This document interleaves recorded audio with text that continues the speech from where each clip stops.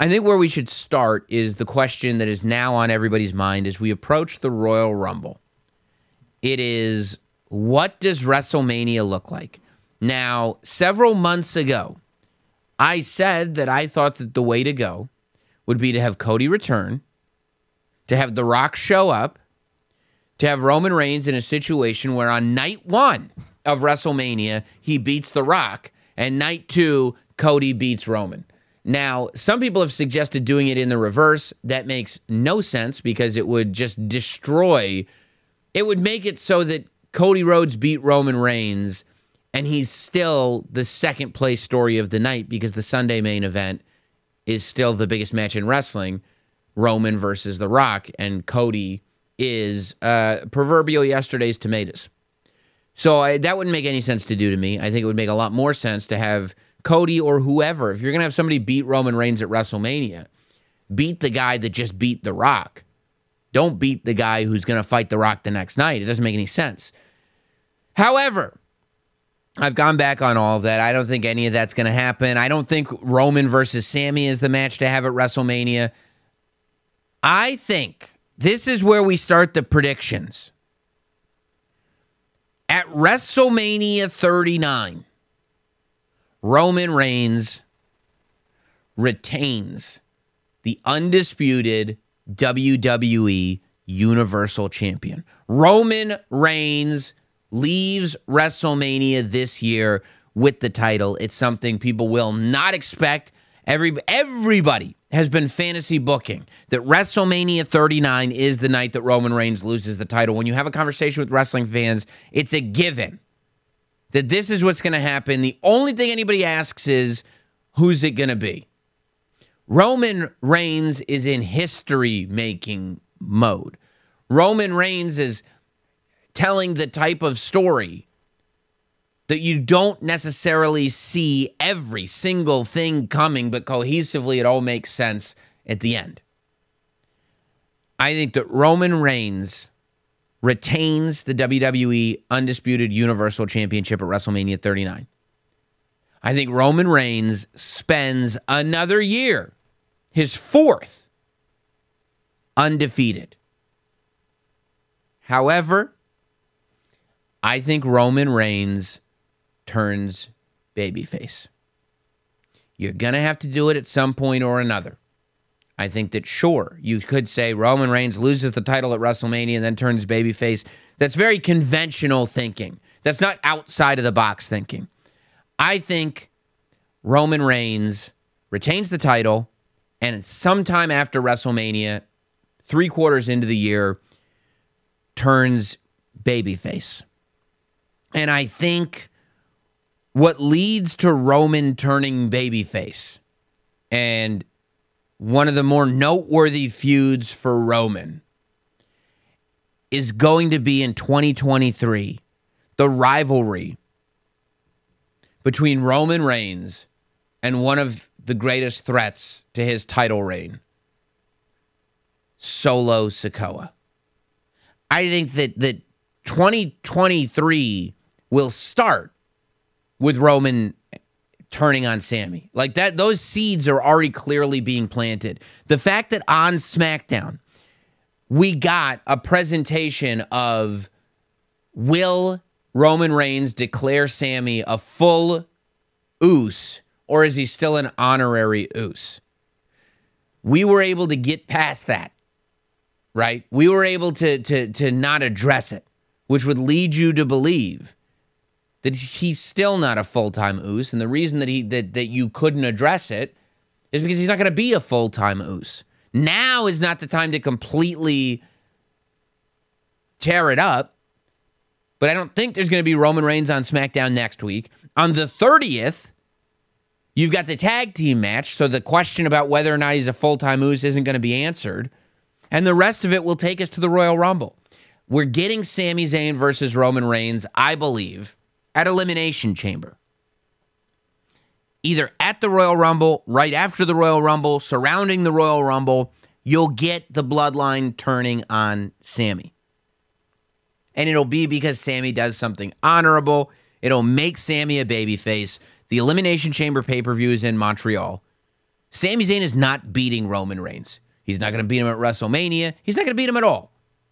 So, if you're going to do the match, do it in Montreal, in Sami Zayn's hometown. You will get the monstrous ovation. That's the reaction. That's the Sami Zayn pop that you won't get anywhere else. The entrance to the Roman Reigns match in Montreal.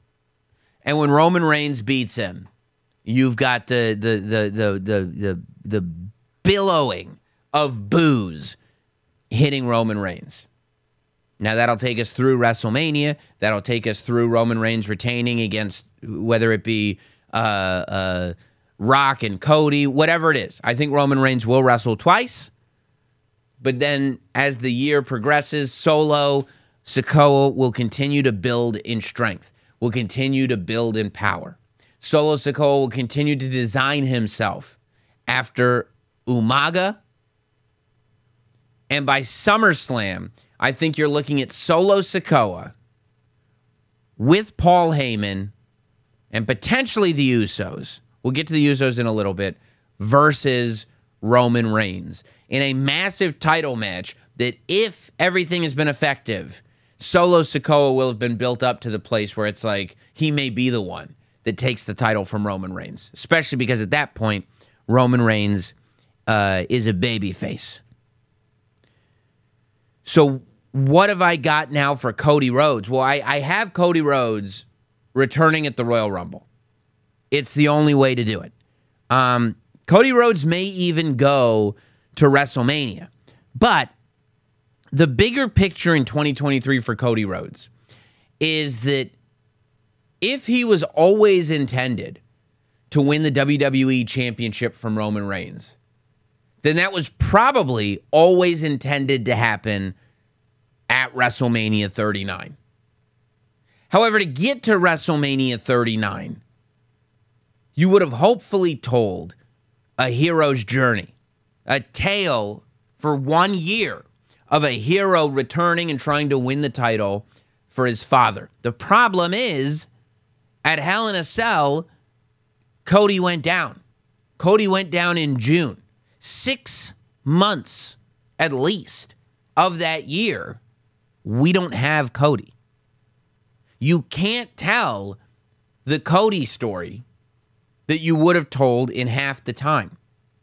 The Cody payoff needs to be big. The Cody payoff needs to be huge. And if you want to rebuild momentum for somebody, you can't bring them back and put them all the way at the end of the story. You bring them back, and then you bring them to the beginning of the story without people even realizing it. See, the story that you're telling is, instead of Cody returning at WrestleMania 38 and doing the impossible and getting all the way to WrestleMania 39 and becoming champion, the story that you're going to tell is the only match Cody has lost is to Roman Reigns at WrestleMania 39. And then between WrestleMania 39 and WrestleMania 40, you tell the story of Cody Rhodes being rebuilt. Cody Rhodes will not win the title in 2023 because Roman Reigns will hold it the whole time. But Cody Rhodes and John Cena will headline a premium live event in 2023. Now, that could be Backlash if John Cena wants to hang around for one pay-per-view after WrestleMania, because John Cena will be back, clearly. I don't think that that's going out on a limb. Could be Backlash. Could be SummerSlam. You could be looking at a SummerSlam that has Roman versus Solo Sikoa and Cody Rhodes versus John Cena. But Cody Rhodes will have a John Cena match at a premium live event that headlines that premium live event. I would imagine that Cody Rhodes would beat John Cena in that competition, but that's getting a little too specific. What's not getting too specific is that John Cena will also wrestle Logan Paul this year. He's going to absolutely wrestle Cody Rhodes. He's going to absolutely wrestle Logan Paul. And when John Cena wrestles Logan Paul will win. Mark my words, in 2023, John Cena will wrestle Logan Paul and John Cena will lose. I think the whole world saw what Logan Paul can deliver. John Cena, if you look at him historically, he's got this rep for some reason of like, you know, being the guy who was he's always got to win. He's Superman. He's this, he's that. He's lost a lot of key matches. And the last several years of his career, he was not main eventing WrestleMania. He was working on the undercard. And while, yeah, he beat Bray and he beat Rusev, I think the intention was that just having those showcase matches would hopefully be moments enough to push them forward. Maybe one of them should have beat John. We're not doing a show about the past. We're doing a show about the future. I think that John, of all people, understands what Logan Paul can bring to the WWE in terms of eyeballs, and understands that in order for it to work fully, wrestling fans have to be behind it as well. Now, wrestling fans were behind Logan Paul after seeing what he was capable of with Roman Reigns. But ultimately, if you can't win matches, if you are showing up and losing all the time, no matter how good the matches are, you're going to lose credibility. Logan Paul doesn't wrestle all that often, but he wrestles a lot more often than John Cena. I think Cena's going to see that. I think Cena's going to realize the gift that he can give is the gift of beating John Cena. I think Logan Paul will beat John Cena in 2023. I think that in 2023, you will see, as I said, Roman Reigns holding that title for another year, which means the championships will have to be elevated even more so, that are not the world title. The United States Championship and the Intercontinental Championship will have to be elevated even more so. We're seeing that with the way the United States Championship is presented. We're seeing that with the way Bobby Lashley and Seth Rollins are fighting tooth and nail to get that title away from Austin Theory. That title is being held on a pedestal. I believe that title will continue to be held on a pedestal. Will we see John Cena versus Austin Theory? I don't know. It's possible. But now that's 3 matches for John Cena, singles matches for John Cena that are big program matches, premium live event matches in 2023. I can't predict that he'll have 3 premium live event singles matches.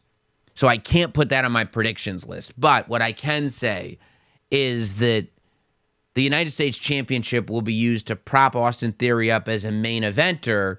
And since Austin Theory is a main eventer, that title will be looked at as a main event title. Now, the same thing is being done for the Intercontinental Championship. And rumors are abound as to what the plans are for Gunther at WrestleMania 39. I believe that in 2023, Brock Lesnar will become the WWE Intercontinental Champion. I believe the quest will be to get the Intercontinental title somehow taken off of Brock Lesnar. And I know what you're saying. Brock Lesnar doesn't wrestle on every show, so now we're not going to have a world champion or an Intercontinental champion. I think you can get Brock for a season. I think that you can do what you need to do with Brock, but I think the point of putting the Intercontinental Championship on Brock Lesnar, even if it's not for the whole year, even if it's a short-term thing, will be that it allows for new and creative Brock Lesnar matches, and it will allow that title to be even more meaningful. I think Brock Lesnar will win the Intercontinental title, maybe from Gunther. I just believe he'll hold the title. And I believe that Sami Zayn will challenge Brock Lesnar for that title. That may be where you get the Sami Zayn victory. It's not going to be against Roman. He'll have his amazing moment, but it's not going to get the victory against Roman. We may see Sami Zayn beat Brock Lesnar for the Intercontinental Championship.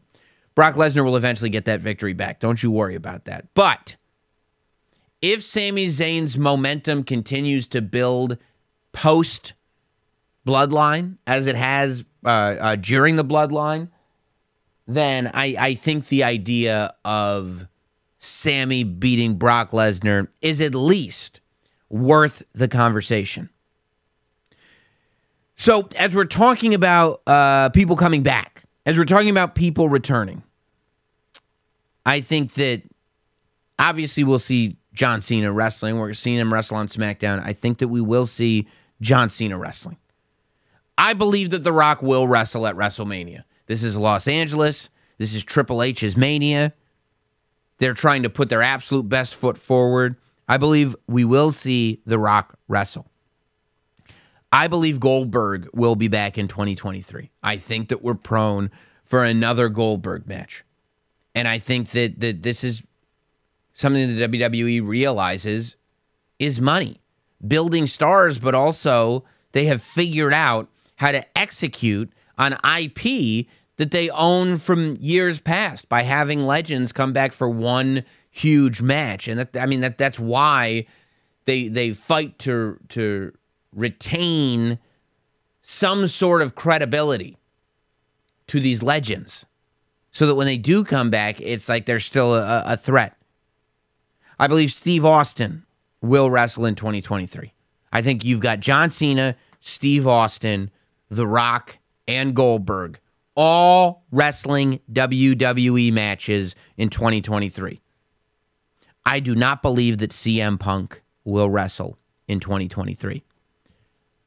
I think with Rock, Cena, Goldberg, Austin, I think with Roman, with Brock, with Cody coming back, possibly Randy Orton coming back, with Seth, with Bobby, there's so much going on. The WWE could always do something with CM Punk, but I don't think they need to by any stretch of the imagination. I don't think AEW will take CM Punk back, and I don't think CM Punk will go back to AEW. CM Punk's got too much pride.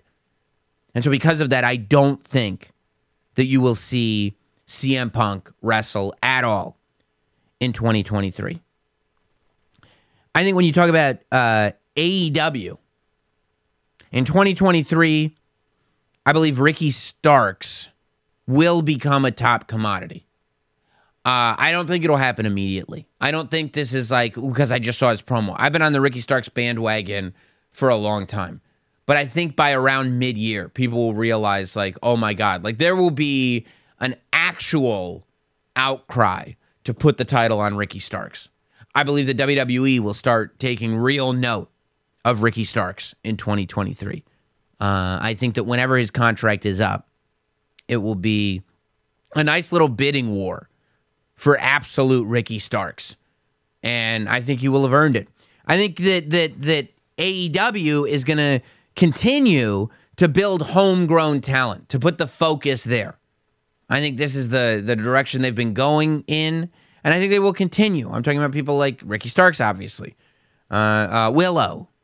Jade Cargill. Britt Baker. Preston Vance.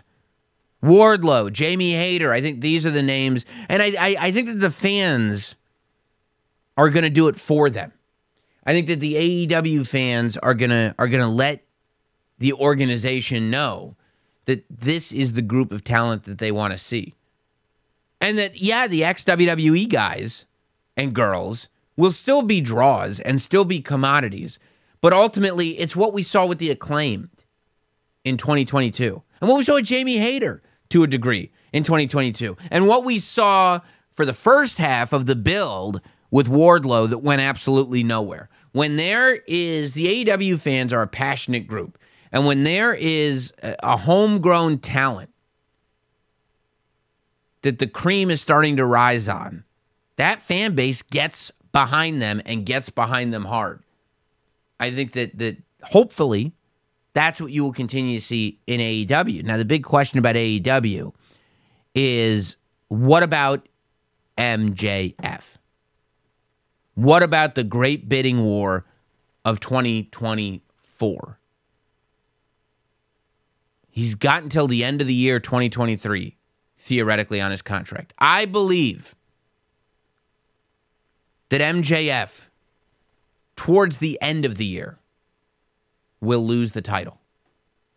I think it'll take him that long to lose the title. I think we will get an amazing MJF story with Samoa Joe at some point that will harken back to Joe shoving a young MJF. I believe that he's made one little kind of passing reference to it on television, maybe when he first got back. But I think that we'll see a full-fledged story with Samoa Joe, and I think that we'll see a full-fledged story with Eddie Kingston. I think that Eddie will make the world believe that he actually is going to be the AEW champion. And I think that we might even get another full-fledged Ricky Starks story. Not one that lasts a couple of weeks, right? Clearly, we're going into 2023 with Bryan Danielson and MJF. So I think when you're looking at Bryan Danielson, you're looking at Ricky Starks, you're looking at Samoa Joe, and you're looking at Eddie Kingston in no particular order.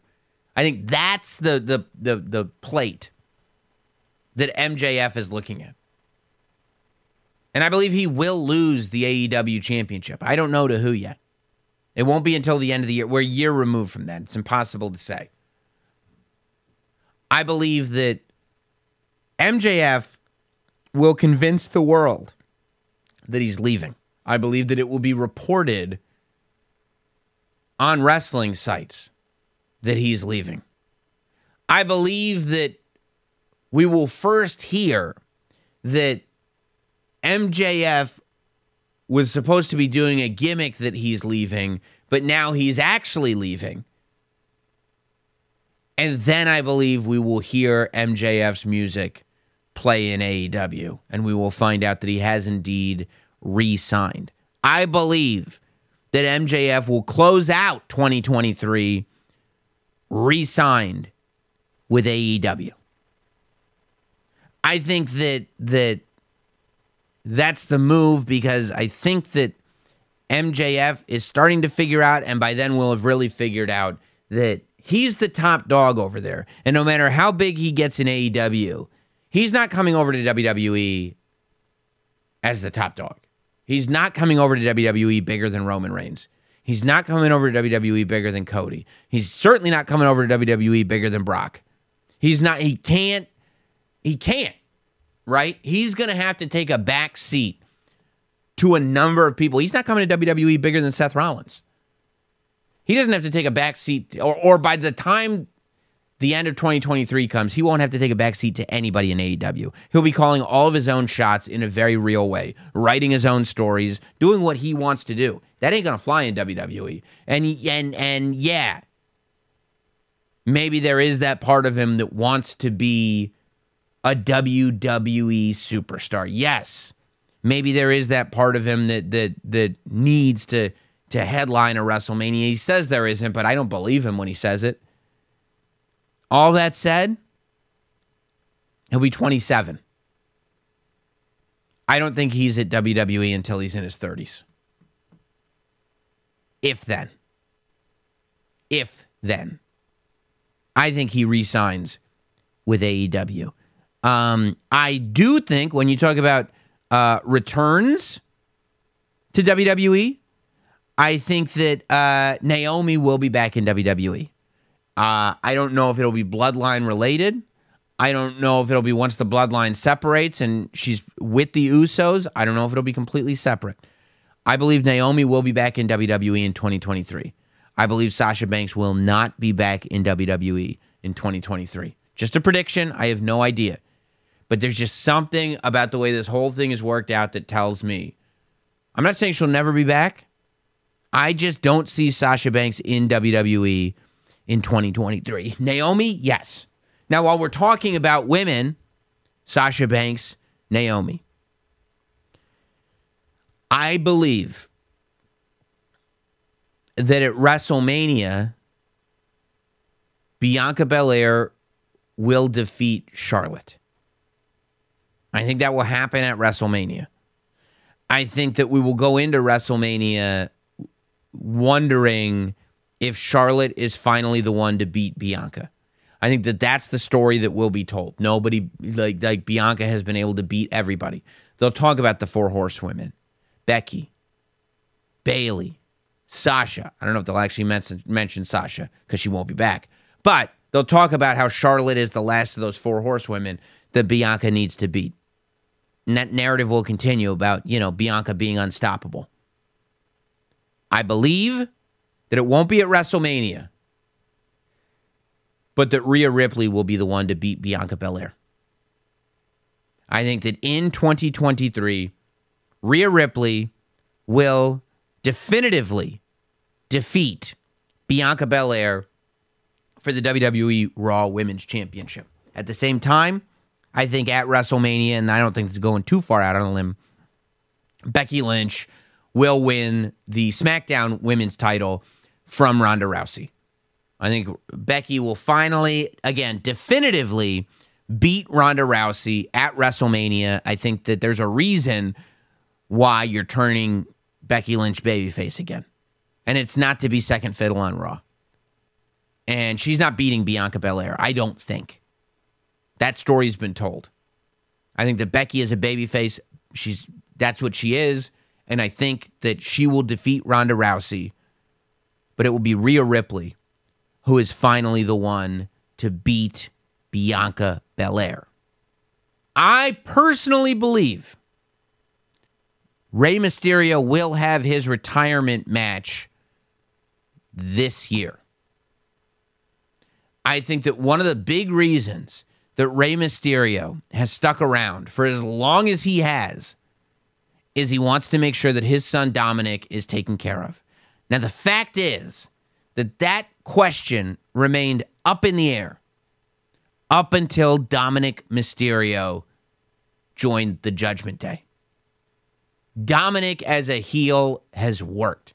Everything Dominic has done has been great.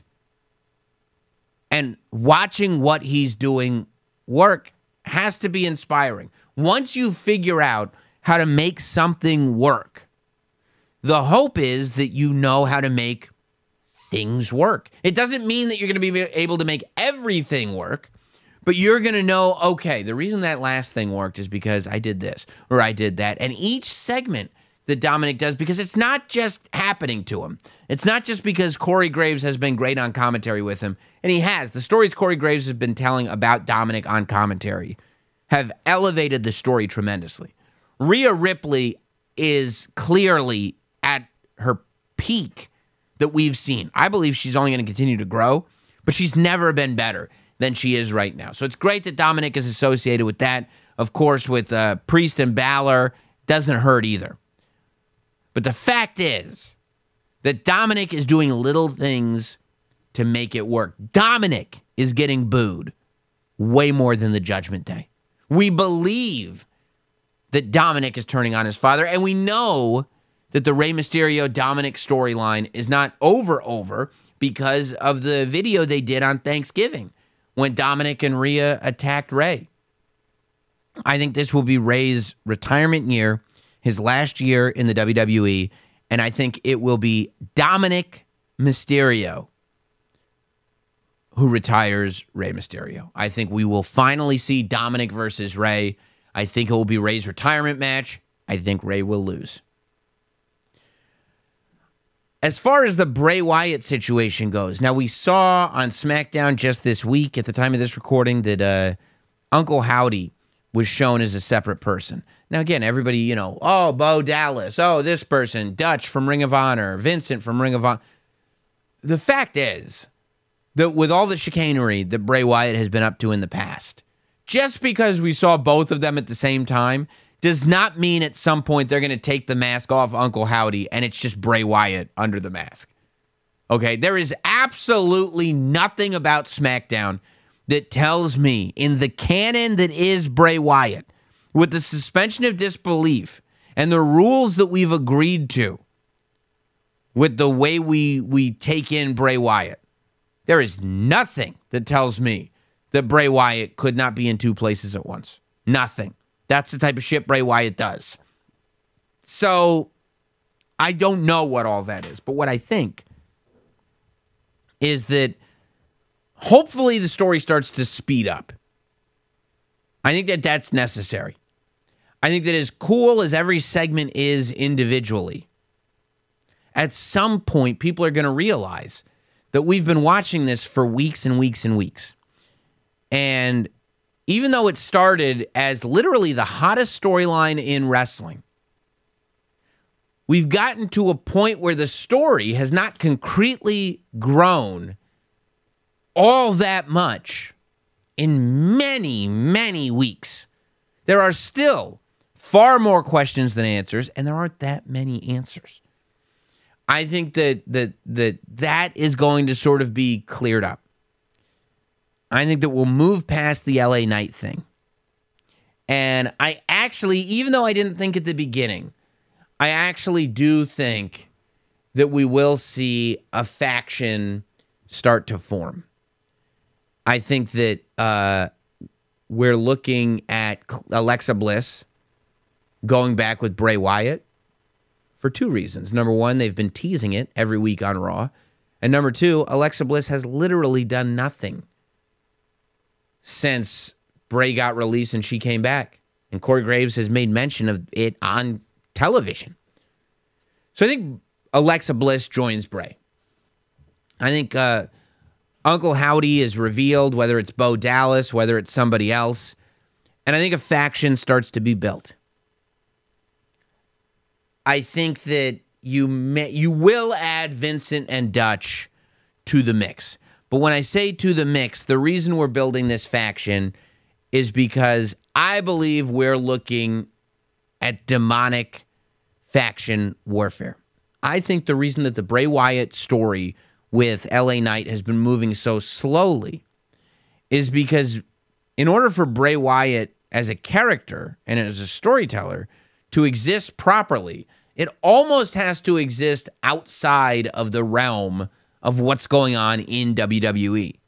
The problem with Bray Wyatt has always been when Bray gets involved with other characters that they won't allow to get steamrolled for Bray's story. Whether it's, The Fiend and Goldberg, whether it's Bray and John Cena. It's like these supernatural beings, once you expose a human being that can stop them, it becomes more and more difficult to take them seriously, which is why they're never meant to be world champion.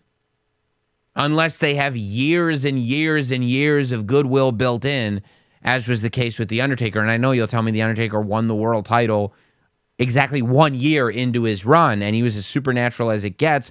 And while, yes, that's true, the title he was never beat. The title was vacated. I mean, I get you'd say, well, Hogan beat him at Tuesday in Texas. There was a lot of outside interference going on. That was a schmazola ending to the point where they actually vacated the WWE Championship. So I don't think that ultimately hurt The Undertaker. However, if you'll notice very quickly, immediately, after Survivor Series, The Undertaker turned babyface.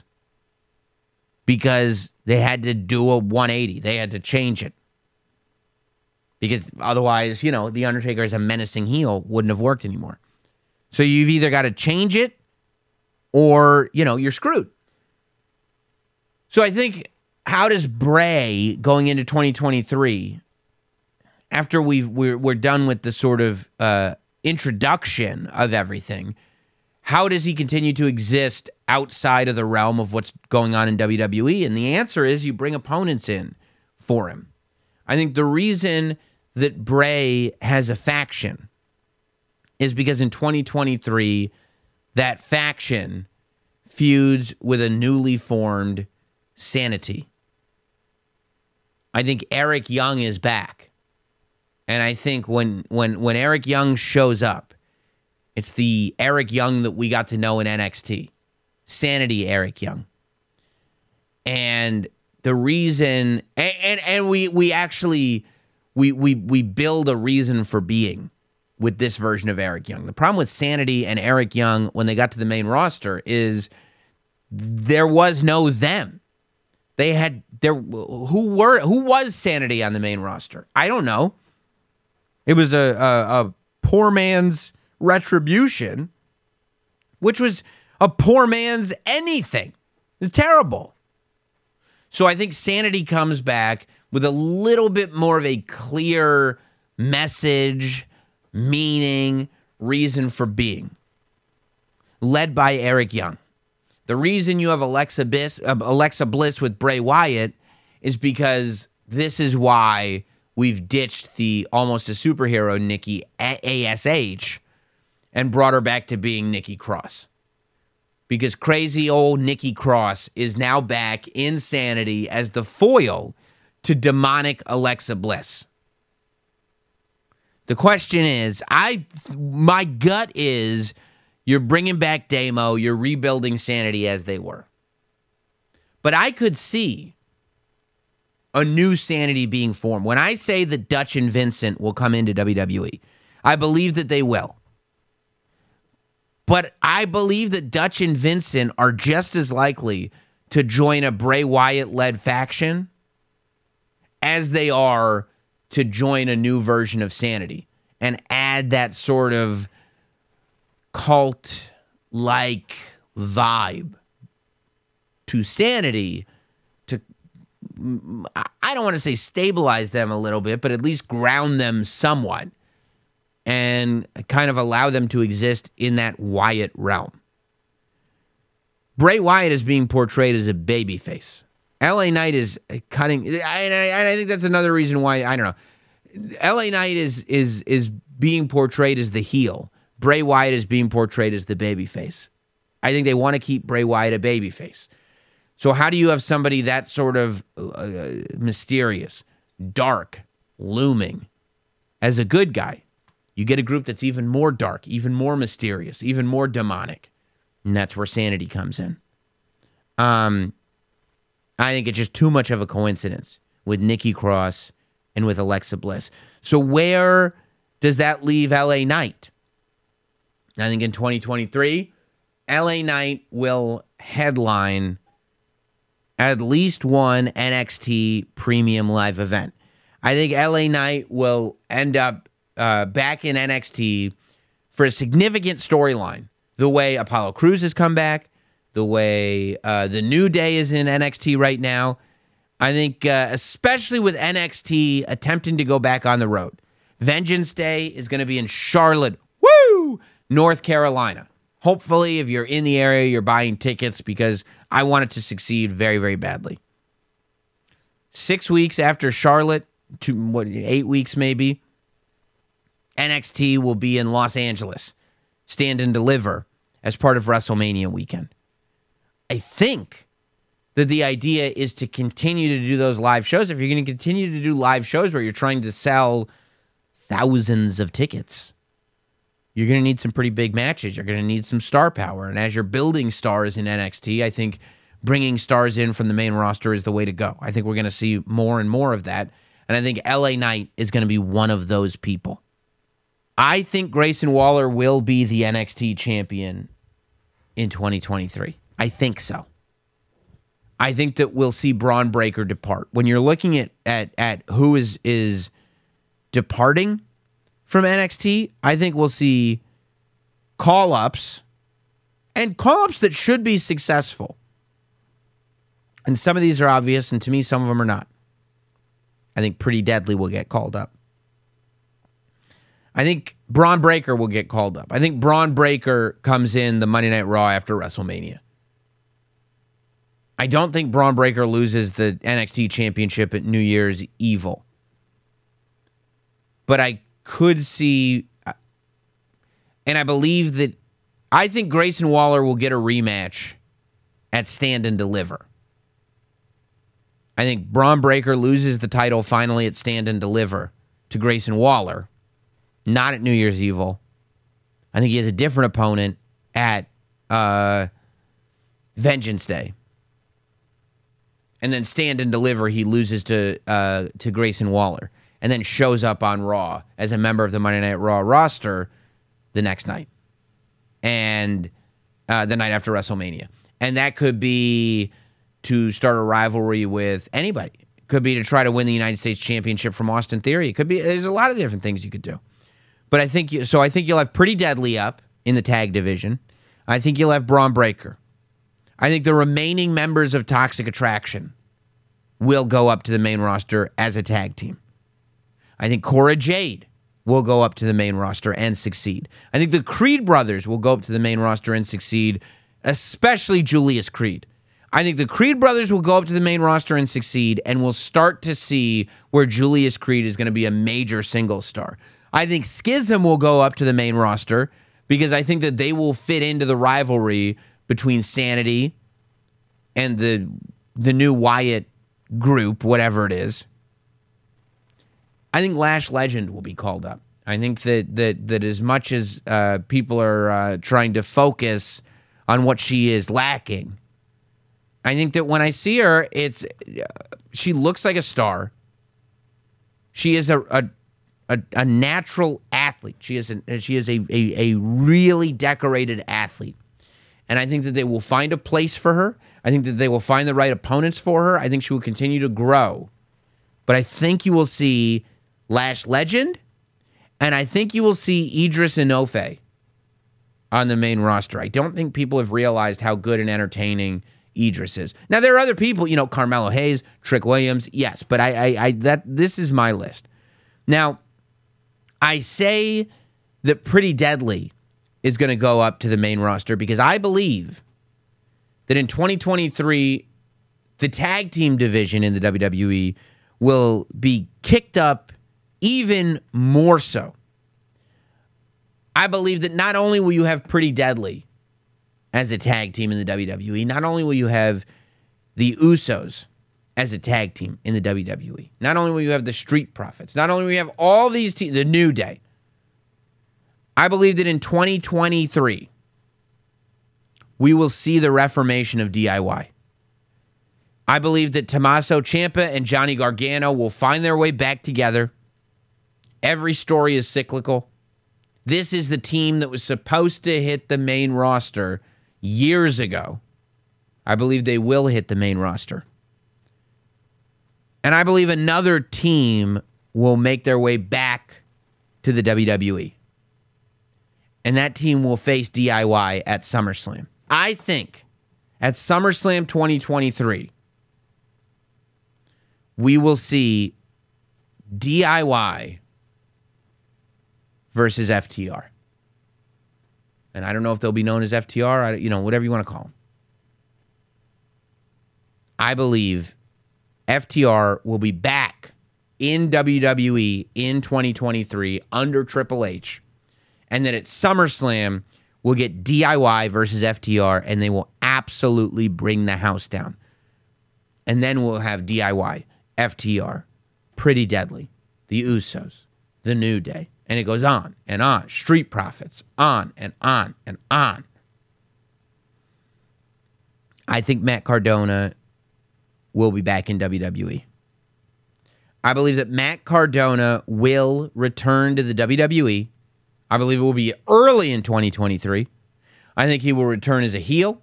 I think he will return as Matt Cardona. Hopefully he'll get a microphone. Hopefully he'll be a man on a mission. I believe that he will attract heat the way he has figured out how to do so on NWA, GCW. These are all different audiences. Impact. All different audiences that he has figured out how to be a heel in front of. I believe that Matt Cardona, not Zack Ryder, Matt Cardona will be back in WWE. I think Mandy Rose will be back in WWE. I don't know if it'll be, 3 months, 5 months, whatever it is. I wouldn't be shocked if it's right after WrestleMania. I think Mandy Rose will be back in WWE, and I think she'll go to the main roster when she comes back.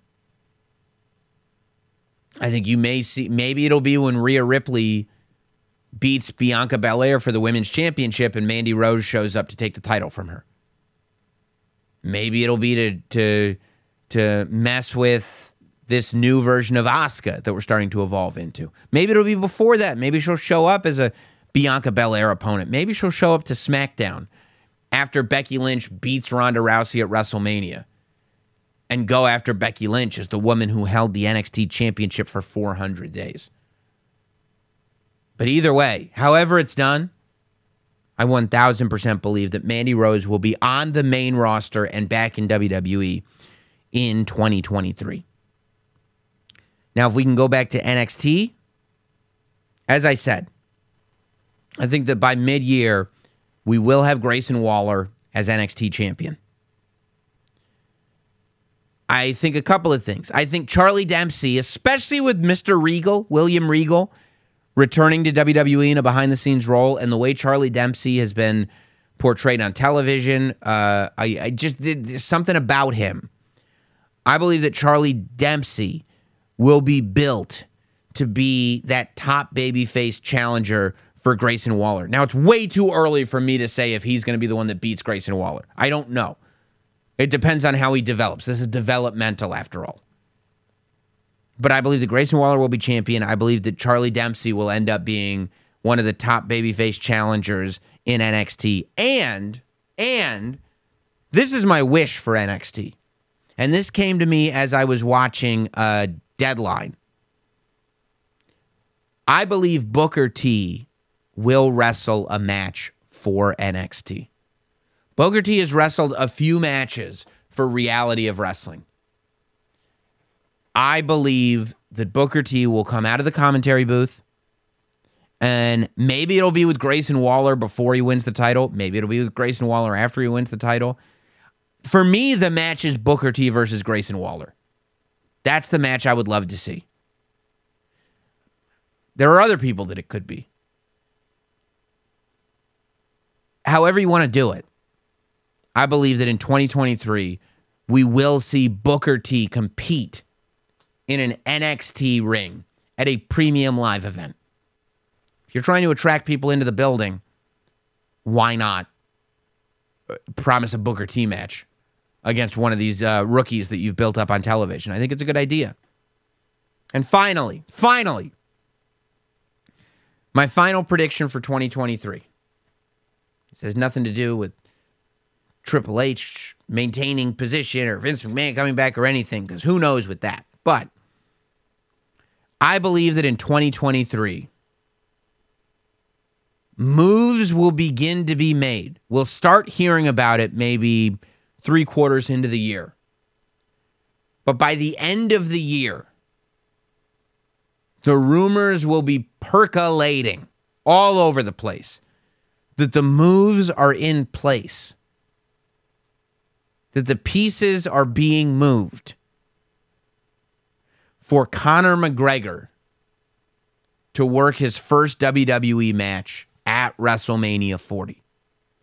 I do not believe Conor McGregor will wrestle in 2023. I believe that in 2023, we will start to hear the rumors, and they will get heavier and heavier, that Conor McGregor will wrestle at WrestleMania 40 in April of 2024 in Philadelphia, Pennsylvania. But we can talk more about that on my 2024 prediction show in approximately 52 weeks.